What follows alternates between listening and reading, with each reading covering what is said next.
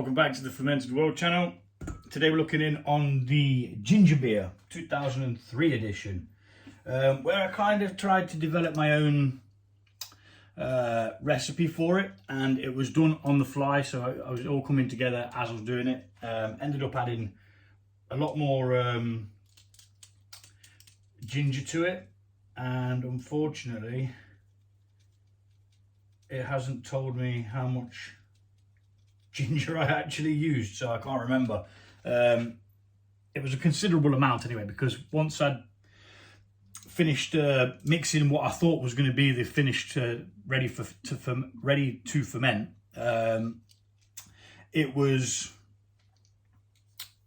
a bit too tart because of the citrus fruits that I put in, the orange and the lemon. So we just added more ginger and jobs are good. It had 260 grams of brown sugar and 50 grams of brewing sugar. The brewing sugar was just to bolster the ABV, just to bring it up a little bit more. Yeah, and it used a beer yeast. Now, when I did one of these before, I used a mead yeast and it went completely dry.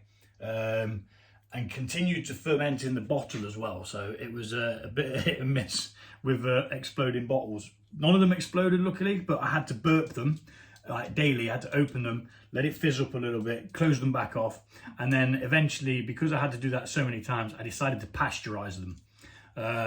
Pasteurization is basically bringing it all up to a temperature, holding it at that temperature for a certain period of time, about 30 minutes I think it was, or 40 minutes, and then that kills the yeast without affecting the alcohol. So yeah, we're making a ginger beer because we've got alcohol in ours, obviously. So yeah, I'm going to stop blabbering and we're going to get this opened out. We're going to take a hydrometer reading. It's ready, I know it's ready, and we're possibly going to get it bottled. Now, I haven't sterilised or washed any bottles, simply because there's no point doing that until I know that I need to. Otherwise, you just end up wasting the solution if you end up not doing so. So let's take a hydrometer reading. And as always, have a taste. That's the glories of home brewing. You always get to taste it. Now, this brewed slightly less than I thought it was going to. Oh, it smells lovely. Now, never really been a big fan of ginger, but I do like ginger beer. I do. Even the non-alcoholic versions are still quite nice. So we have fermented past the point of liquid. So even though the beer yeast was out of date, it's still done pretty darn well. So we're at 9.90246. 9.96. So let's write that down. On the 29th. Now, it's had a very long time to ferment this because I've had other things to do. But it just sits there, it's not bothering no one. April 23.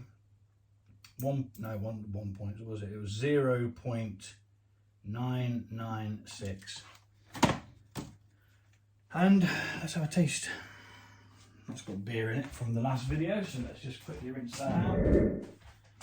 Yeah, I just put some hops in this, got a beer down here, Sabro Smash, which is single malt and single hops. So, smells nice.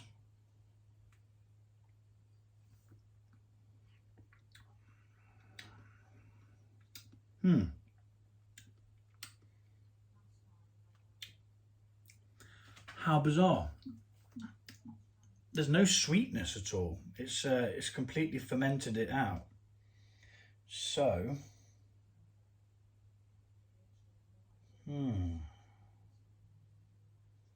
not sure I'd be able to add anything back to it.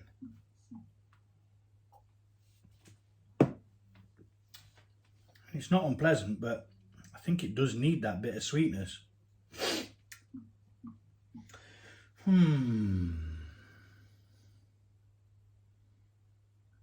Going to ponder this and I'll be back. Okay, so I'm back with the deliberation. What we're going to do is we're going to bottle this as normal. We're going to add some priming sugar. What I'm going to do is add a little bit more sugar than I need to for it. So hopefully that will give it a little bit of a residual sweetness, whatever's left behind that doesn't ferment. We're going to rack this off. We're going to bottle it. We're going to add a small amount of sugar. Well, double the amount that I'd normally add. So we're probably looking at a whole teaspoon, which would give it half a teaspoon each one to kind of give it a bit of sugariness, sweetness, maybe not, who knows. But I know one thing, we will find out. So we're going to rack this off and crack on getting it bottled. I mean, it's nice enough, it doesn't taste horrible, but it's lacking that little bit of sweetness that that makes it a bit more balanced. So I'm going to speed this bit up.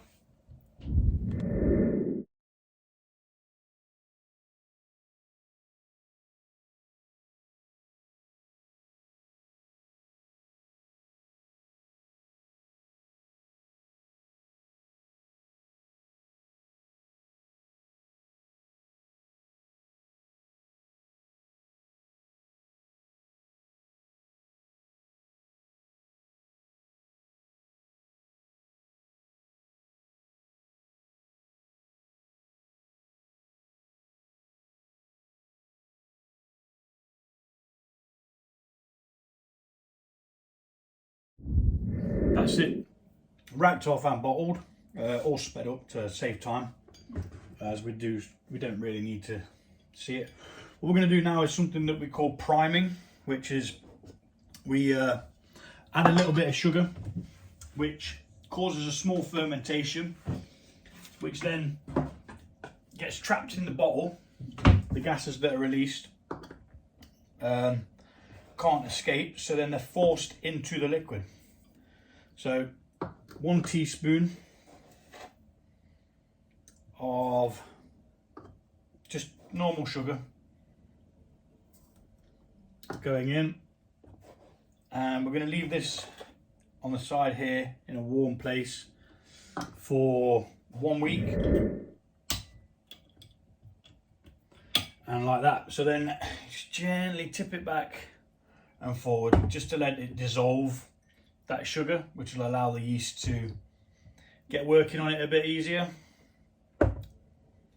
1 week, like I say, in a warm environment, I probably expect around 5.5% maybe. And there you go, 3 litres. Could have done more, but it was just like a little mess about kind of brew really. My sister likes this, so these will probably be for her. I'll have one, but the other 5 will probably be for her. Thanks for watching, take it easy.